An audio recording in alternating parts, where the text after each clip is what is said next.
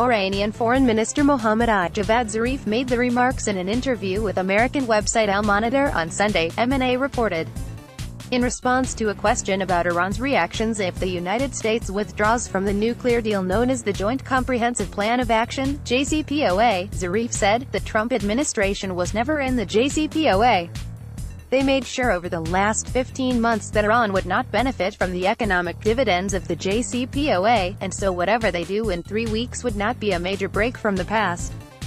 And the economic impact on Iran has been eased, basically, by the policies that they have pursued over the past 15 months. So that would give us the necessary justification to make a decision based on our own national interest whether to stay or not. If we decide to leave, it would be fully justified by the JCPOA itself in the view of the international community.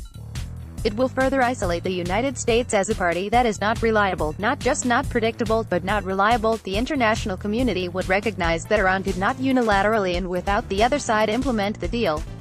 So I believe that would even reduce the negative economic implications for Iran. He went on to say, at the same time, because of what we have been able to do within the JCPOA on research and development, we can resume the nuclear program in a much more advanced way, still for peaceful purposes, but in a much more advanced way. So that's one of the options that is open to Iran, and probably the most serious one. Regarding French and German leaders' trips to the United States to talk to U.S. President on the JCPOA, Zarif added, I think that's a misguided policy. They should use the opportunity of meeting with President Trump to encourage him to live up to the United States commitments under the JCPOA rather than trying to appease him, because by trying to appease him, he will take further steps in the wrong direction.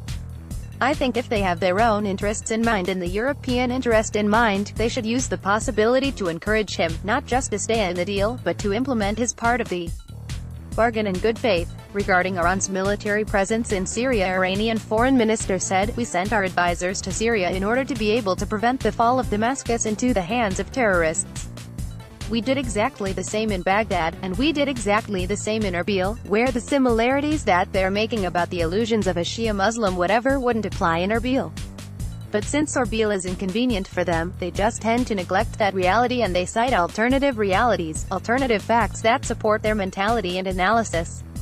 Zarif added, so we're there in order to do something that is important for the international community, and that is to prevent extremists from winning, and whenever that's not necessary, we don't have any territorial ambitions on any country. The fact that Iran has not raised its flag in any place where we have our military advisors indicates to you that we don't have any territorial ambitions. With regard to the situation in Yemen and Saudi-led war on the war-torn country, the Iranian foreign minister said that the United States and Saudis have not been able to bring the Yemenis to their knees through their heavy bombardment and arms.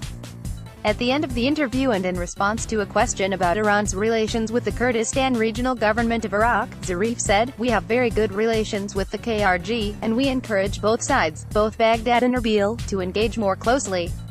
We have offered our good offices for them to engage more closely, and we are happy to see some progress there.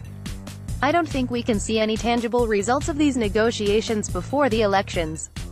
So, we hope that after the elections, they will resume those discussions and will resolve the differences, and wherever we can be of any assistance, we will be at their disposal. Zarif arrived in New York on Thursday for a 6-day visit to attend the UN meeting on peace building and sustaining peace on April 24 to 25.